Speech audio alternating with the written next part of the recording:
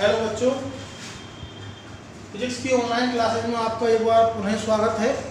और हम बात कर रहे थे चैप्टर नंबर फर्स्ट विद्युत क्षेत्र, इलेक्ट्रिक फील्ड की बात कर रहे थे। ठीक है, इससे पहले मैं इसमें आपको बता रहा था आवेश। क्या बता रहा था? आवेश बता रहा था। ठीक है, आवेश की मैंने विधियाँ बताई आपको। अब आवेश का पता कैसे लगाया जाता है इसकी बात कर लेंगे कि आवेश का पता कैसे लगाएंगे। समझ में आई बात? ठीक है, अब हम बात करते हैं कि आवेश का संसूचन कैसे करेंगे। आवेश का संसूचन कैसे करेंगे?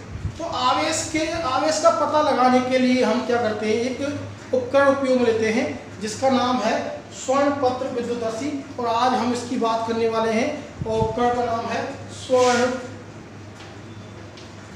स्वर्णपत्र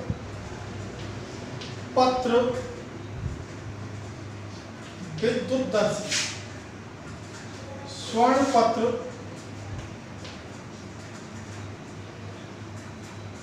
विद्युतदर्शी।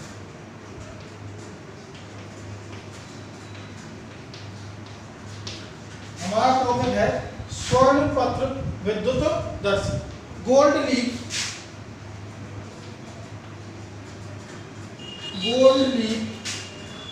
इलेक्ट्रोस्कोप,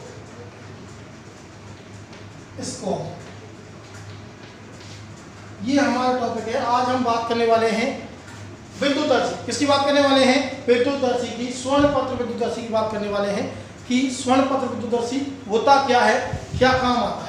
समझ में आएगी बात? तो सबसे पहले मैं बता देता हूं कि स्वर्णपत्र विद्युतदर्शी एक ऐसा उपकरण है। स्वर्णपत्र विद्युतदर्शी है वो एक ऐसा उपकरण है जिसके द्वारा जिसके द्वारा किसी वस्तु पर आवेश की उपस्थिति का पता लगाया जाता है और उसकी प्रकृति का पता लगाया जाता है। किसका लगाया जाता है? प्रकृति कि किसी आवेश पर धनावेश है, किसी वस्तु पर धनावेश है या फिर ऋणावेश है। समझ में? किसी वस्तु पर आवेश है या नहीं है, और है तो धनावेश है या ऋणावेश है। तो ऐसा उपकरण जो किसी वस्तु पर आवेश की उपस्थिति दर्शाता है और आवेश की प्रकृति बताता है, क्या कहलाता है? स्वर्णपत्र विद्युतदर्शी कहलाता है। समझ में नहीं बात? अरे स्वर्णपत्र नाम क्यों दिया है इसको? क्योंकि इसमें दो पतली सोने की पत्तियां लगी होती हैं। क्या लगी होती हैं? दो पतली सोने की पत्तियां लगी होती हैं। ध्यान से सुने, पहले इसकी कथा सुने आप। पहले इसमें क्या होता है कि एक जार लेते हैं, कांच की एक बोतल लेते हैं, ठीक है, जिसे जार नाम दे दिया है, और उस जार में एक धातु की छड़ लटका देते हैं और धातु की छड़ के नीचे दो स्वर्ण पत्र लगे। क्या लगे होते हैं? दो स्वर्ण पत्र लगे होते हैं। ठीक है, इसलिए इसका नाम दिया है स्वर्णपत्र विद्युतदर्शी। समझ में नहीं बात? क्यों दिया है? क्योंकि इसमें क्या होती हैं? दो सोने की पत्तियां लगी हुई होती हैं। अब सोने की पत्तियों का उपयोग ही क्यों करते हैं? क्योंकि सोना है वो आघातवर्धनी होता है, तन्यता अधिक होती है। सोने की जो तन्यता होती है, ठीक है, डक्टिलिटी होती है, वो ज़्यादा होती है, डक्टाइल होता है। क्या होता है? डक्टाइल होता है और आघातवर्धनी होता है, बहुत पतला हो सकता है वो। ठीक है, इसलिए हम क्या लेते हैं? सोने की पत्तियाँ लेते हैं कि सोना क्या है? आघातवर्धनी है और तन्य धातु है। क्या धातु है? आघातवर्धनी और तन्य धातु है। समझ में नहीं बात? तो सबसे पहले हम बात करें कि स्वर्णपत्र विद्युतदर्शी क्या होता है? ऐसा उपकरण जो किसी वस्तु पर आवेश की उपस्थिति दर्शाता है एवं आवेश की प्रकृति बताता है। क्या कहलाता है? स्वर्णपत्र विद्युतदर्शी कहलाता है। समझ में आएगी बात? ठीक है, तो इसमें क्या होता है बाद में लिखेंगे, पहले आप देखेंगे इसमें होता क्या है कि इसमें कांच की बोतल होती है। क्या होती है? कांच की बोतल। देखो ये कांच की मैंने बोतल ली, ये आपके पास कांच की बोतल हुई। ठीक है, ये आपके पास क्या हुई? कांच की कोई बोतल हुई। ठीक है, तो समझ में आई बात? तो यहाँ एक कांच की बोतल बना लेते हैं। तो मैंने क्या किया, एक कांच की बोतल ली,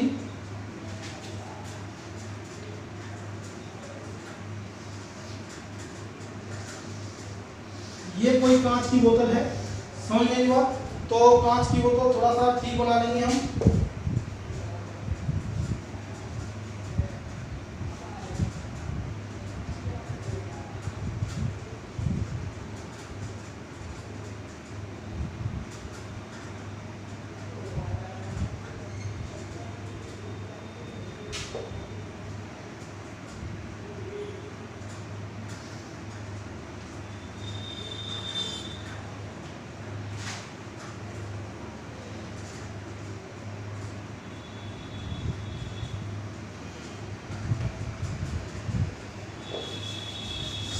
बन रही है।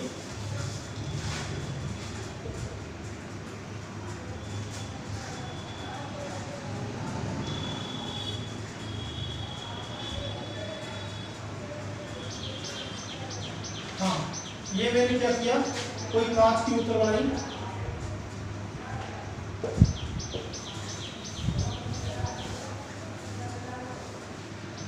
ये आपके पास क्या है, कोई कांच की बोतल है,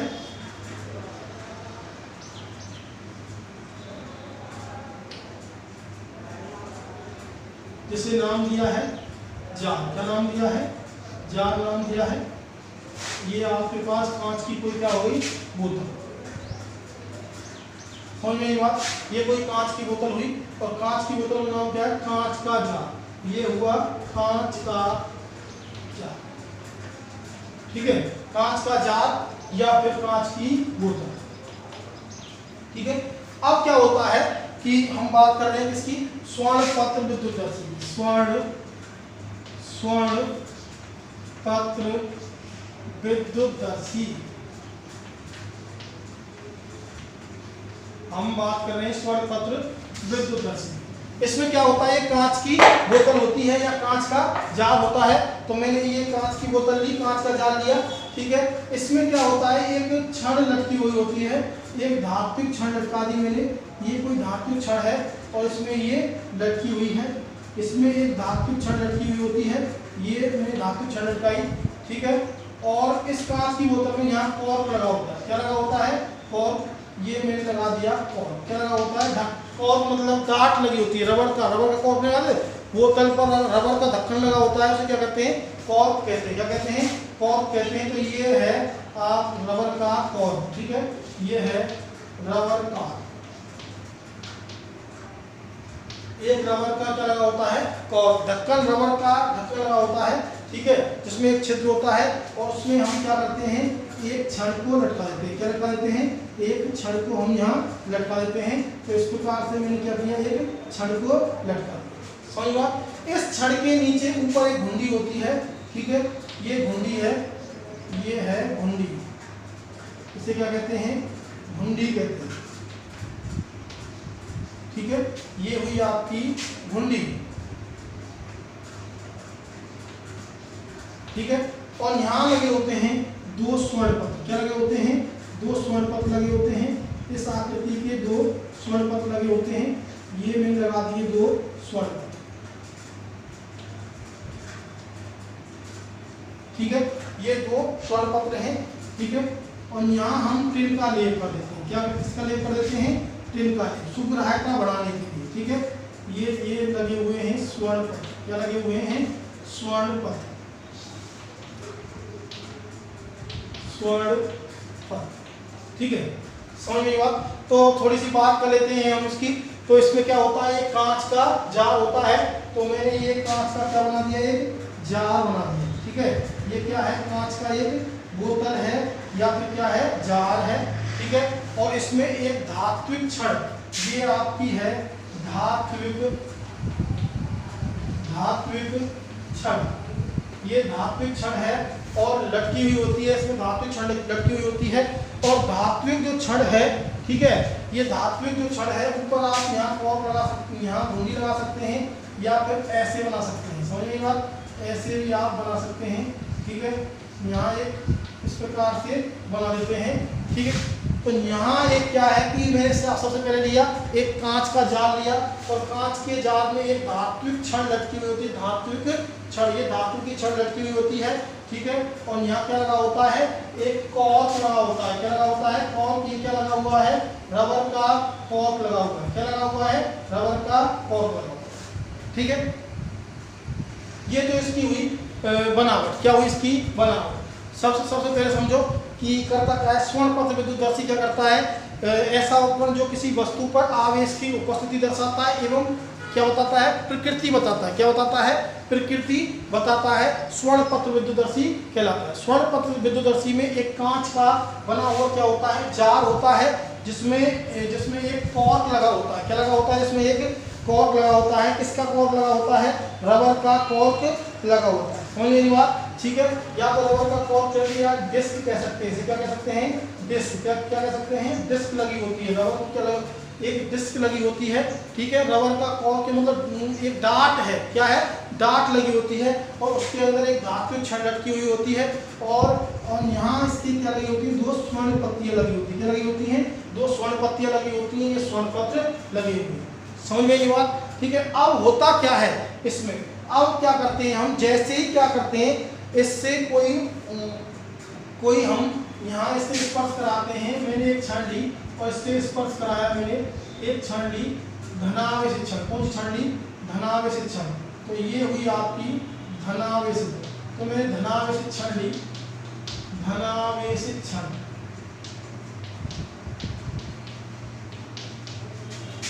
धनावेशित छड़, ठीक है।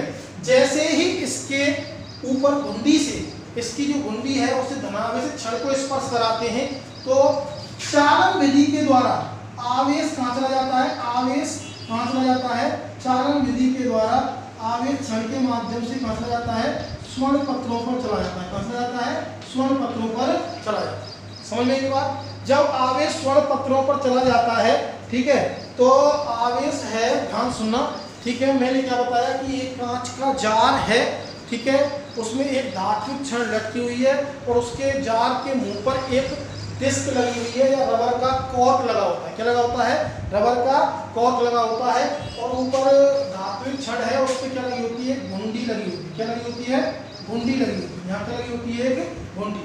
जैसे ही किसी धनावेशित छड़ को या फिर ऋणावेशित कोई सी ले सकते हो, जब किसी धनावेशित छड़ को इससे स्पर्श कराया जाता है, घुंडी से स्पर्श कराया जाता है, तो जो धनावेश है वो छड़ पर होता हुआ कहाँ स्थानांतरित हो जाता है, छड़ से होता हुआ स्वर्ण पत्रों पर चला जाता है। कहाँ चला जाता है, स्वर्ण पत्रों पर चला जाता है। अब जब दोनों ओर स्वर्ण पत्रों में धनावेश आ गया तो ये स्वर्ण पत्ते हैं, ये जो स्वर्ण पत्तियां हैं ये फैल जाती है। क्या हो जाती हैं, फैल जाती हैं। समझ में, तो यहाँ से ये पता लग जाता है कि इनमें प्रतिकर्षण हो गया। क्या हो गया, प्रतिकर्षण हो गया। तो यहाँ से पता चल गया कि इन पत्तियों पर क्या आ गया, आवेश आ गया। क्या आ गया, आवेश आ गया। समझ में ये बात, ठीक है। तो सबसे पहली बात तो ये क्या करता है, ये आवेश की उपस्थिति को दर्शाता है। किसको दर्शाता है, उपस्थिति को। तो मैंने जैसे यहाँ धनावेश छड़ को इस घुंडी से स्पर्श कराया, ठीक है, तो आवेश धनावेश छड़ से होता हुआ स्वर्ण पत्तियों पे स्थानांतरित हो जाता है और स्वर्ण पत्तियां क्या हो जाती हैं, स्वर्ण पत्तियां फैल जाती हैं। किसे, इससे स्वर्ण पत्तियां फैल जाती हैं और इससे पता लग जाता है कि इन पत्तियों पर समान प्रकृति का आवेश आ गया है। कैसा प्रकृति का आवेश आ गया है, समान प्रकृति का। यदि पहले से धनावेशित, पहले से आवेशित कह सकते हैं, पहले से आवेशित किसी स्वर्ण पत्र विद्युतदर्शी, कोई पहले से आवेशित है स्वर्ण पत्र विद्युतदर्शी और उसके पास किसी दूसरी आवेशित किसी आवेशित छड़ को ले जाए, ठीक है, तो उनमें दोबारा और आवेश जाएगा तो वो और फैलेगी। यदि फैलती है तो धनावेश है, ठीक है, और यदि स्वीकृति है तो ऋणावेश है। क्या है, ऋणावेश है। समझ में आई बात, ध्यान सुनो कि सबसे पहले हम इससे पता लगाएंगे किसकी, आवेश की उपस्थिति का।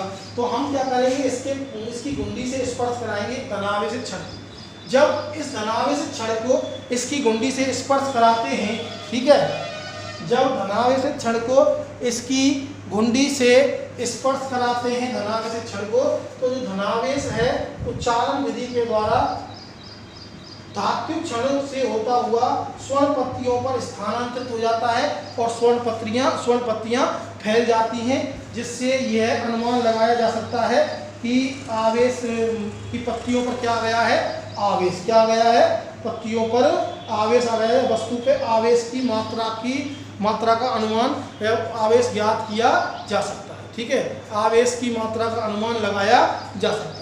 ठीक है, और यदि किसी पहले से ही आवेशित, समझे, यदि किसी पहले से ही आवेशित विद्युतदर्शी के समीप, ठीक है, कोई दूसरी आवेशित वस्तु लाते हैं, ठीक है, यदि पत्तियां फैलती हैं तो धनावेश है, और यदि धनावेशित लाएंगे, ये धनावेशित और धनावेशित लाएंगे, पत्तियां और फैल जाएंगी। पहले से ही आवेशित स्वर्ण पत्र के पास किसी और आवेशित वस्तु को स्पर्श कराते हैं, ठीक है, क्षण को स्पर्श कराते हैं तो पत्तियां और फैलेंगी, तो धनावेश है, समान प्रकृति का आवेश है।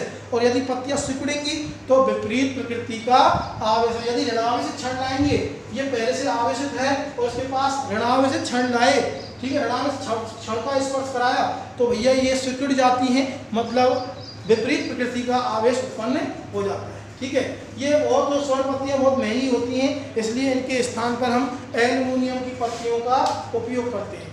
इसकी सुग्राह्यता बढ़ाने के लिए स्वर्ण पत्तियों के सामने टिन का लेप करते हैं। किसका लेप करते हैं? टिन का लेप। ठीक है, स्वर्ण पत्र विद्युतदर्शी की सुग्राह्यता को बढ़ाने के लिए स्वर्ण पत्तियों के सामने टिन का लेप कर दिया जाता है। किसका लेप कर दिया जाता है? टिन का लेप कर दिया जाता है। ये क्या होता है? आपका स्वर्ण पत्र विद्युतदर्शी होता है। तो आप फटाफट लिखेंगे, ऐसा उपकरण जो किसी वस्तु पर, ऐसा उपकरण जो किसी वस्तु पर, ऐसा उपकरण जो किसी वस्तु पर, ऐसा उपकरण जो किसी वस्तु पर आवेश की उपस्थिति दर्शाता है एवं आवेश की प्रकृति बताता है। ऐसा उपकरण जो किसी वस्तु पर आवेश की उपस्थिति दर्शाता है एवं आवेश की प्रकृति बताता है, स्वर्ण पत्र विद्युतदर्शी कहलाता है। स्वर्ण पत्र विद्युतदर्शी कहलाता है।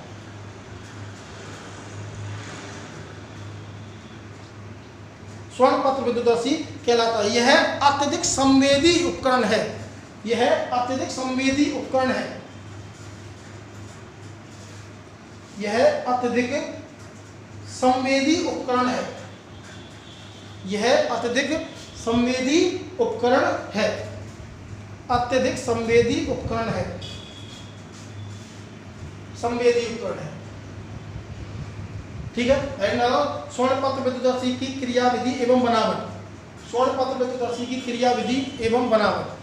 स्वर्ण पत्र विद्युतदर्शी की क्रियाविधि एवं बनावट। फटाफट डायग्राम बनाओ भैया, जल्दी डायग्राम बनाएंगे, जल्दी भैया डायग्राम बनाएंगे, फटाफट डायग्राम बनाओ।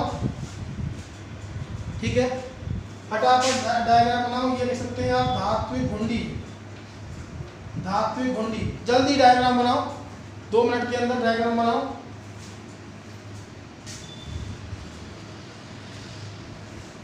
डायग्राम बनाओ जल्दी।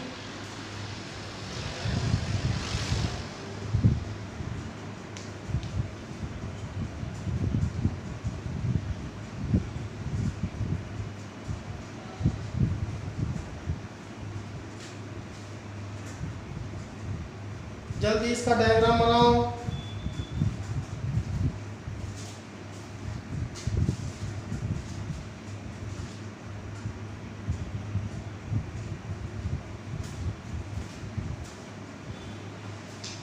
डायग्राम बनाओ भैया, फटाफट जल्दी बनाओ।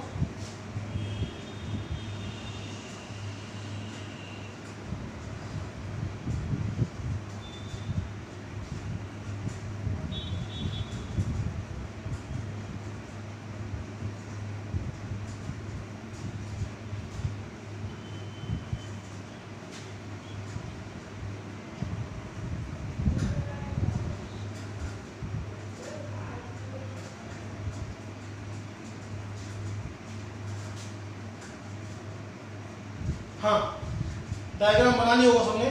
ठीक है, क्रियाविधि और बनावट में लिखेंगे।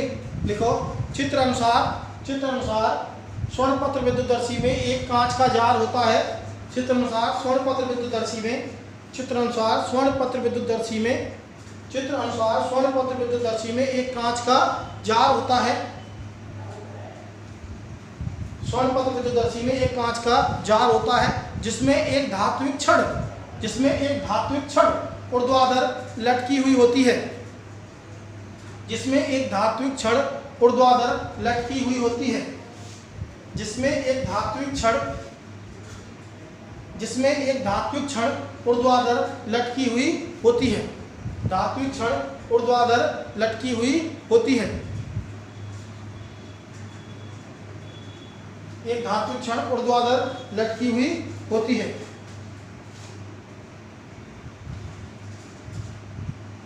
धात्विक छड़ के ऊपरी सिरे पर एक रबर का कॉर्क या डिस्क लगी होती है। धात्विक छड़ के ऊपरी सिरे पर, धात्विक छड़ के ऊपरी सिरे पर रबर का कॉर्क या डिस्क लगी हुई होती है। धात्विक छड़ के ऊपरी सिरे पर रबर का कॉर्क या डिस्क लगी हुई होती है तथा निचले सिरे पर 2 स्वर्ण पत्तियां लगी हुई होती हैं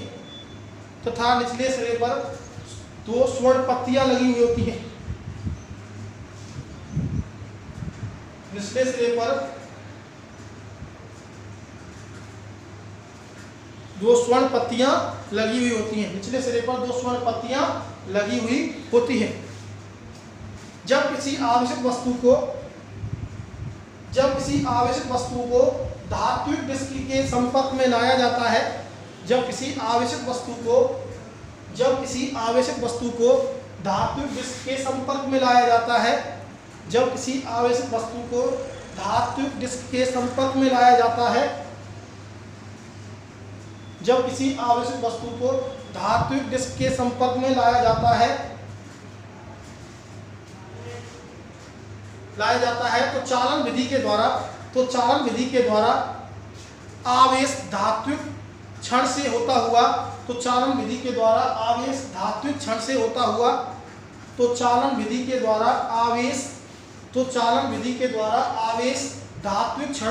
हुआ स्वर्ण पत्तियों पर आ जाता है और प्रतिकर्षण के कारण स्वर्ण पत्तियां फैल जाती हैं और प्रतिकर्षण के कारण स्वर्ण पत्तियां समान आवेश में क्या होगा, प्रतिकर्षण के कारण स्वर्ण पत्तियां फैल जाती हैं। स्वर्ण पत्तियों का फैलाव आवेश की उपस्थिति को दर्शाता है। स्वर्ण पत्तियों का फैलाव आवेश की उपस्थिति को दर्शाता है। आवेश की उपस्थिति को दर्शाता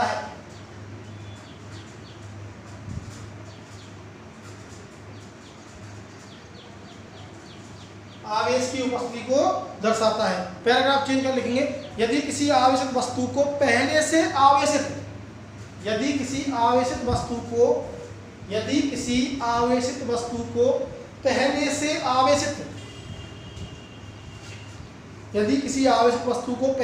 आवेशित स्वर्ण पत्र विद्युतदर्शी के पास ले जाया जाता है,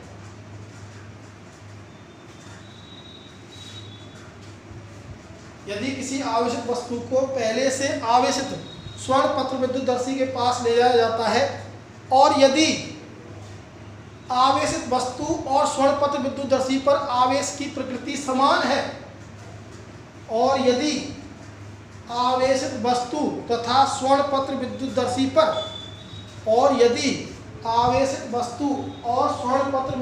पर आवेश की प्रकृति समान है तो स्वर्ण पत्तियां और अधिक फैल जाती हैं।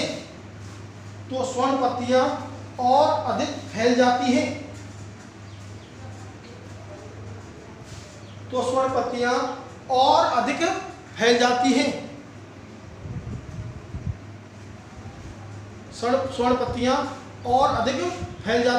और यदि आवेशित वस्तु और स्वर्ण पत्र विद्युतदर्शी पर आवेश की प्रकृति और यदि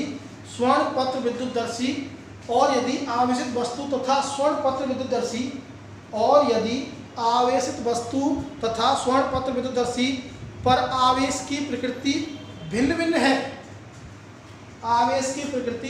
है तो स्वर्ण पत्तियां सिकुड़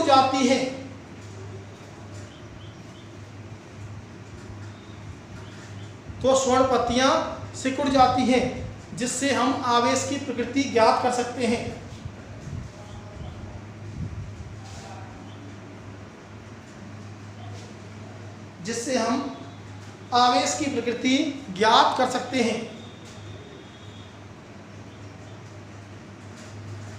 आवेश की प्रकृति ज्ञात कर सकते हैं।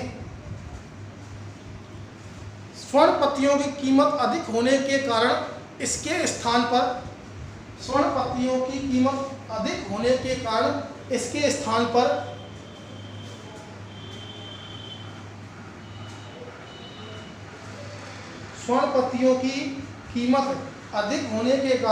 इसके स्थान पर एल्युमिनियम की पत्तियों का उपयोग किया जाता है। इसके स्थान पर एल्युमिनियम की पत्तियों का उपयोग किया जाता है। एल्युमिनियम की पत्तियों का उपयोग किया जाता है। तो ये आपका हुआ स्वर्णपत्र विद्युत दर्शी। क्या हुआ? स्वर्णपत्र विद्युत दर्शी। स्वर्णपत्र विद्युत दर्शी, स्वर्णपत्र विद्युत दर्शी। ठीक है, तो ये कंप्लीट हुआ आपका स्वर्णपत्र विद्युत दर्शी। हाँ, इसके बाद में हम बात कर लेते हैं आवेश के मात्रकों। किसकी बात करते हैं? आवेश के मात्रकों की बात करें।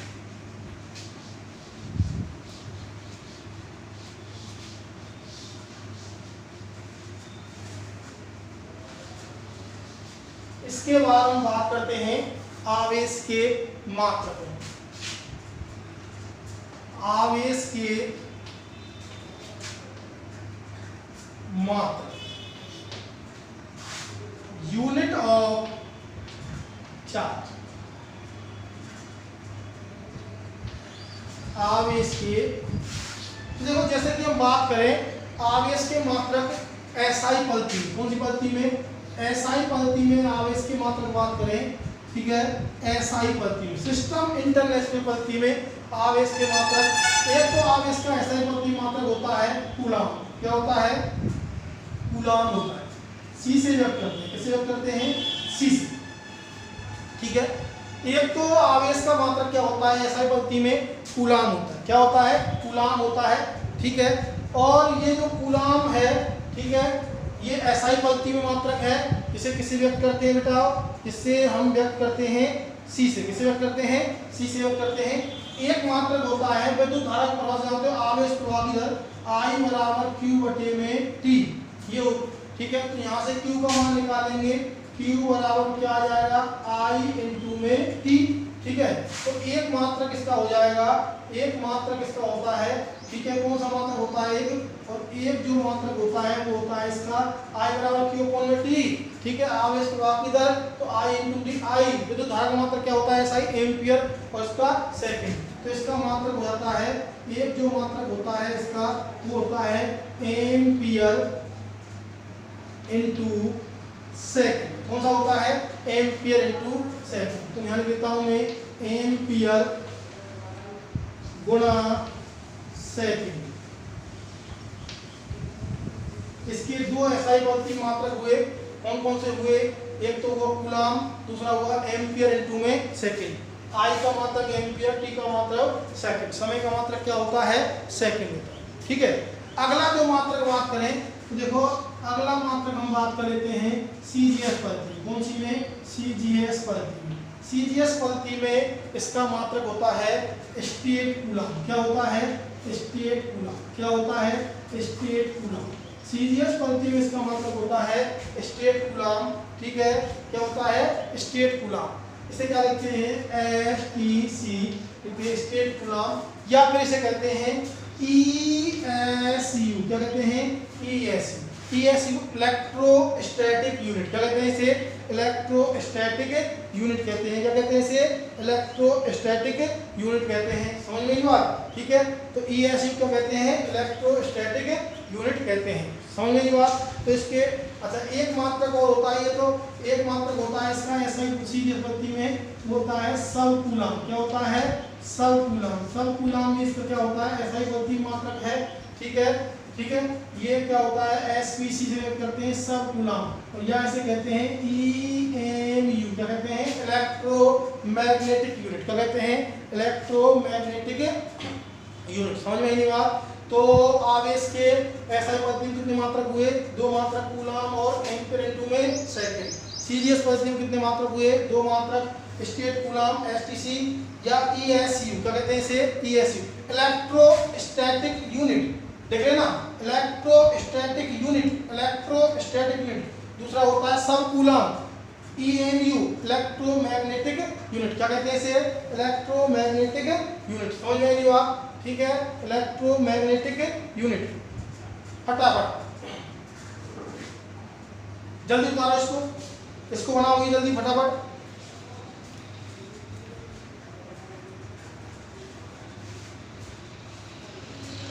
जल्दी उतारो इसको।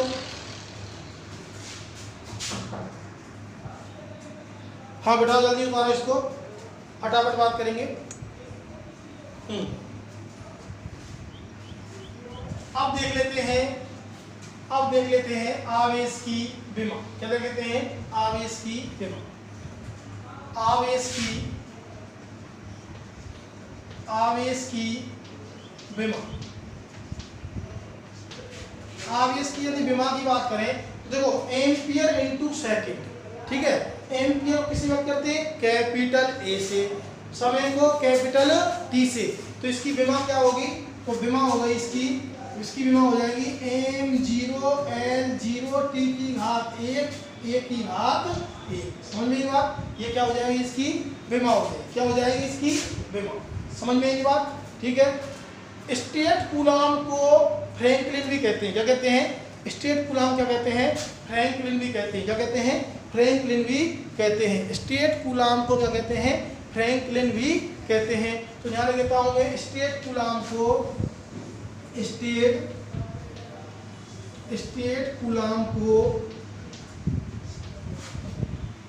कूलाम या ESU को फ्रैंकलिन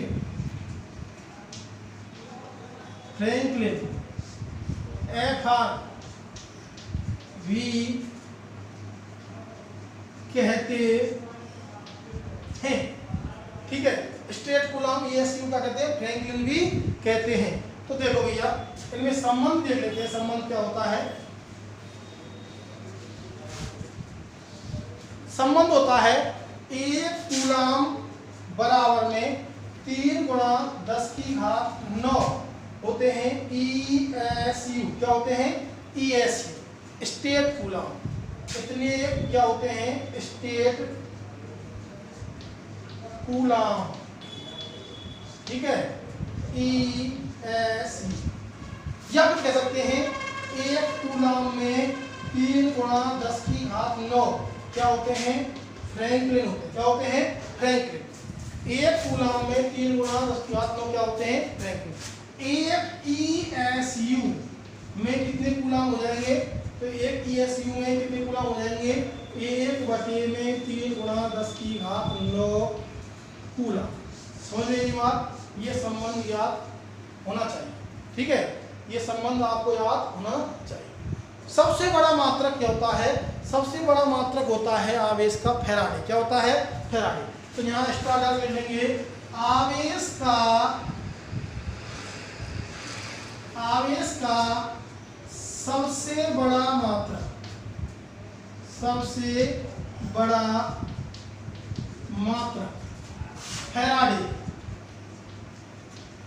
फैराडे एफ होता है। सबसे बड़ा मात्रक क्या होता है? फैराडे होता है। ठीक है। सबसे बड़ा आवेश का सबसे बड़ा मात्रक क्या होता है? फैराडे होता है। फटाफट ये उतारो, वो विमा उतारो जो लिखाया है, ये उतारो। ठीक है। एक्स्ट्रा लेना ये। ठीक है। और ये भी लेना, फटाफट उतारो ये, जल्दी करो।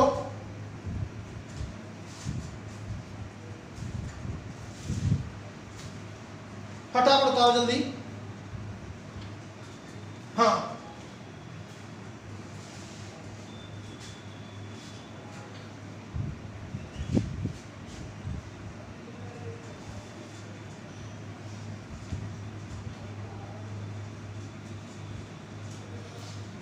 हाँ देखो, एक फैराडे में कितने कूलाम होते हैं?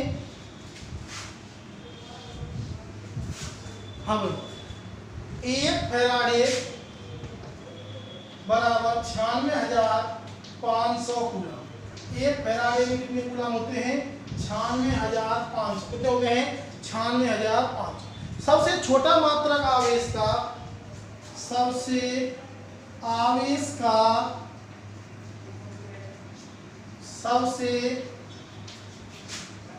छोटा मात्रक आवेश का सबसे छोटा मात्रक फ्रैंकलिन FR होता है। सा होता है? फ्रैंकलिन होता है। आवेश का सबसे छोटा मात्रक फ्रैंकलिन, सबसे बड़ा मात्रक फैराडे, सबसे छोटा फ्रैंकलिन, सबसे फ्रैंकलिन क्या कहते हैं? ESU। क्या कहते हैं? ESU। समझ में आई बात? अन्य मात्रक, अन्य मात्रक में देखो क्या है, जैसे कि ऐसा आता है 1 माइक्रोकूलाम 10 की घात माइनस में 6 कूलाम, ठीक है। 1 नैनोकूलाम 10 की घात माइनस में 9 कूलाम, और 1 पिकोकूलाम बराबर 10 की घात माइनस में 12 कूलाम। ये आप फटाफट उतारेंगे। ये है माइक्रोकूलाम 10 की घात माइनस 6 कूलाम, नैनोकूलाम 10 की घात माइनस 9 कूलाम, पिकोकूलाम 10 की घात माइनस में 12 कूलाम। तो ये मैंने आपको आवेश के मात्रक बताए, पैमाना बताए, ठीक है। तो आपको ये पता चल गया कि आवेश के मात्रक, सबसे बड़ा मात्रक फैराडे, एक फैराडे में कितने कूलाम? 96,500 कूलाम। सबसे छोटा मात्रक फ्रैंकलिन, एक कूलाम में कितने फ्रैंकलिन? 3 × 10 की घात 9 फ्रैंकलिन। या फिर ESU, कौन सी पद्धति में? CGS पद्धति में। कौन सी पद्धति में? CGS पद्धति में। ESU electrostatic unit. दूसरा कौन सा होता है? सब कूलाम इलेक्ट्रोमैग्नेटिक यूनिट। समझ में नहीं बात? विमा क्या होगी? M0 L0 T1 A1, ठीक है। तो इस प्रकार से मैंने आपको ये सभी मात्रक बताए।